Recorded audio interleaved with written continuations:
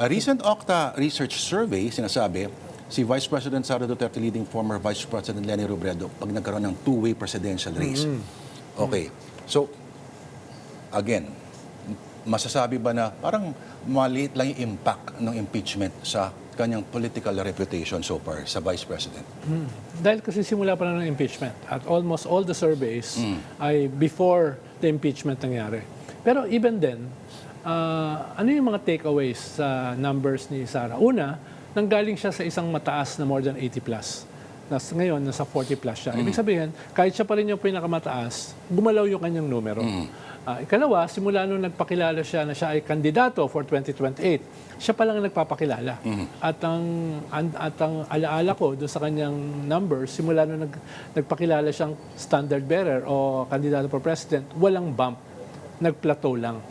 At ngayon, medyo may mga by increments, medyo bumababa. Ikatlo, sinusukat siya vis-a-vis the president na hindi naman kandidato sa 2028. At syempre, as president, lahat ng sisi sa iyo.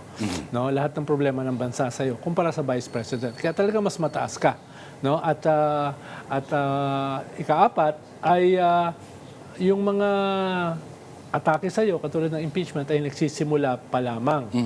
Pero yung pinakamahalaga, yung elephant in the room, wala pa naman talagang tumatayong alternative sa iyo as a candidate. Kung may nagdeklara na, yes, malinaw. Yung mga sinasabi na pwedeng tumapat sa iyo, lahat nagsabi na hindi. Pero kahit nagsabi silang hindi, within shooting distance sa kanya. From Leni Robredo to Raffy Tulfo, Erwin Tulfo, ibig sabihin hindi ganun kalayo. Lalo na kung siguro later on nagsabi sila na tatakbo sila, magkakaroon na ngayon ng alternative. Kaya halos sigurado ko, magsisimulang bumaba. Yung nag-iisa na nagpakilala na kandidato sa 2028. Correct.